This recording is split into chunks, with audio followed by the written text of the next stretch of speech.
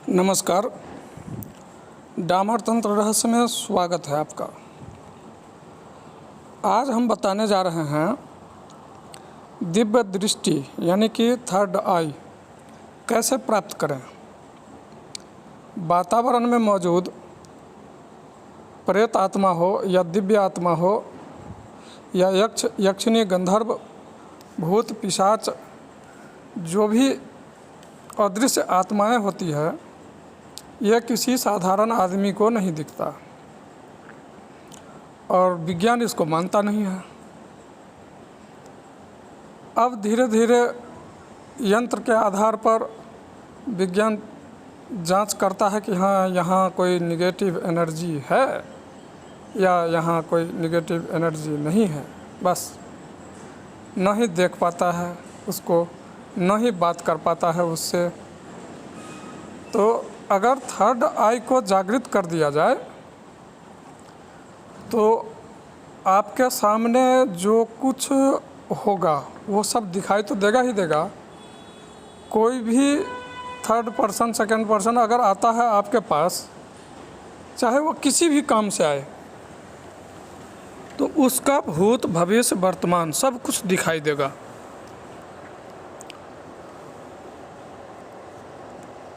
तो पहले इसका मंत्र मैं बता देता हूँ। ओम क्लिंग क्रिंग क्रिंग क्लिंग ओम। मंत्र दूसरी बार भी बता दे रहा हूँ। ओम क्लिंग क्रिंग क्रिंग क्लिंग ओम, ये मंत्र है। इसका 5 लाख जप से यह मंत्र सिद्ध हो जाता है। लेकिन 5 लाख मंत्र जप करना मामूली नहीं है। ये 4 महीने या 5 महीने भी लग सकते हैं, 6 महीने भी लग सकते हैं। जो गृहस्थ आश्रम में है उनके लिए तो इतना जप करना बहुत ही मुश्किल भरा काम है। तो इसका साधारण सा उपाय हम बताते हैं। सबसे पहले एक माता काली का फोटो खरीद लें और एक सुदर्शन चक्र यंत्र खरीद लें।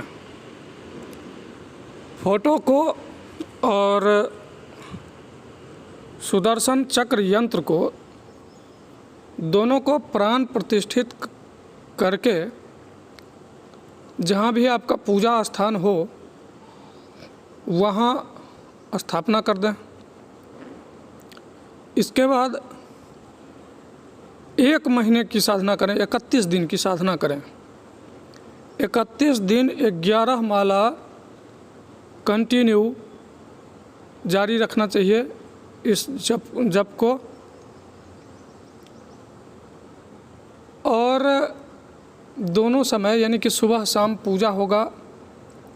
और मंत्र जप जो है ये रात के 10:30 बजे के बाद 11 माला जप करने में कोई ख़ास समय नहीं लगेगा, 1.5 घंटा का समय लगेगा।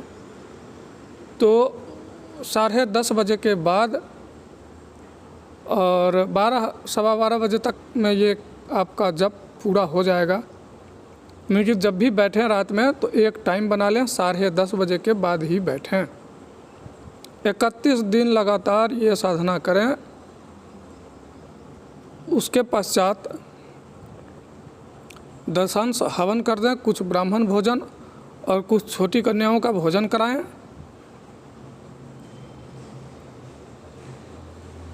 इतने दिन में मंत्र तो ये जागृत हो जाएगा और मंत्र भी जागृत हो जाएगा और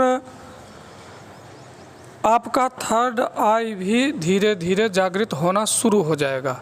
1 महीने में तो पूर्ण रूप से नहीं जागृत होगा, लेकिन उसका लक्षण प्रकट होना शुरू हो जाएगा। लक्षण क्या है? तो आपके तीसरे आँख पर जहाँ आप आसन पर बैठेंगे तो लगेगा जैसे कि चक्र नाच रहा है।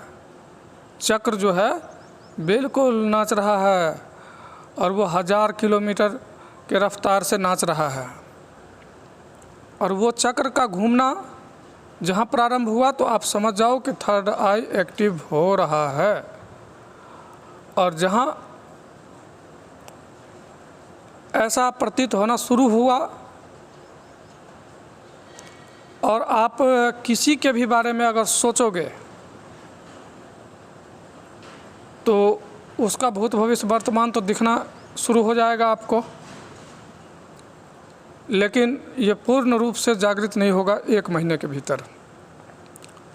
इसके लिए अब क्या करना है, ये तो यहाँ पर तो आपने अनुष्ठान का समापन कर दिया 1 महीने के बाद, 31 दिन के बाद, लेकिन आगे कंटिन्यू कैसे करना है। तो आप अगर नौकरी पेशा में हैं कोई बात नहीं, उसके बाद आप अजपा जप चालू कर दें। वहाँ जा कर के माता से प्रार्थना करें कि आज से मैं अजपा जप का संकल्प लेता हूँ, 4 महीने या 5 महीने लगातार जितना बन पड़ेगा, जितना हो सकेगा हमसे, हम अजपा जप करेंगे। अब आप अपने दफ्तर में अगर बैठे हैं, कोई काम नहीं है, मंत्र जप शुरू कर दीजिए, जपते रहिए मन ही मन। फिर कोई काम आ गया बंद कर दीजिए, कोई बात नहीं। फिर जहाँ आप फुर्सत में हैं वहीं जप प्रारंभ कर दीजिए। कुर्सी पर बैठे हैं, कुर्सी पर बैठे बैठे, चलते फिरते, जब मर्जी। अजपा जप में कोई नियम नहीं होता है। हाँ, तो जूठा मुंह का ये सब थोड़ा ख्याल रखना पड़ेगा, शरीर की शुद्धता का ख्याल रखना पड़ेगा, और कोई खास नियम नहीं है, कोई बंधन इसमें ज़्यादा नहीं है। 4 महीने का संकल्प लेकर के करेंगे, 4 महीने में 5 लाख जप आराम से पूरा हो जाएगा। और इतने ही दिन में पूर्ण रूप से आपका 3rd आई एक्टिव हो जाएगा। और 3rd आई एक्टिव हो जाएगा, जो भी आपके इर्द गिर्द कुछ भी घटना होगी तो वो आपको सबसे पहले जानकारी में हो जाएगा, दिख जाएगा। जानकारी क्या हो जाएगा, दिख ही जाएगा आपको कि हाँ ऐसा होने वाला है। कोई भी अगर आता है आपके पास तो उसकी सूचना आपको पहले ही मिल जाएगा कि हाँ फलाना आदमी हमारे पास आ रहा है। हाँ, तब इसका कोई गलत फ़ायदा ना उठाएं। जैसे गलत फ़ायदा यानी कि मान लो आप कोई 3rd पर्सन आया, 3rd आई आपकी जागृत है, आपने उसका सारा भूत भविष्य वर्तमान जान लिया है, तो वह भूतकाल में अगर कोई ज़बरदस्त गलती किया है और जो गलती अगर उसका खुलासा हो जाए तो उसका परिवार भी टूट सकता है। तो वो गलती को छुपा देना चाहिए, उस गलती को खुलासा बिल्कुल नहीं करना चाहिए, क्योंकि उसका अगर परिवार टूटेगा तो वो पाप का भागी आप बनेंगे और वो पनिशमेंट आपको ही भुगतना पड़ेगा, दूसरा कोई नहीं भुगतेगा। इसलिए इस तरह की सभी चीज़ से बचना होगा।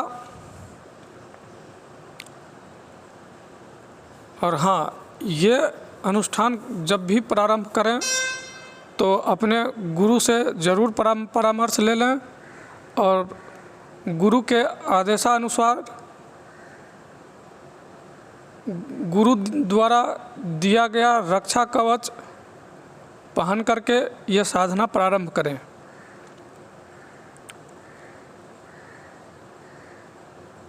अन्यथा लाभ या हानि का जिम्मेदार आप खुद होंगे, क्योंकि ये महाशक्ति का साधना है, कोई साधारण साधना नहीं है। ये काम बीज से संपुटित माता काली का साधना है। इसको सुदर्शन चक्र साधना भी कहते हैं दूसरी भाषा में।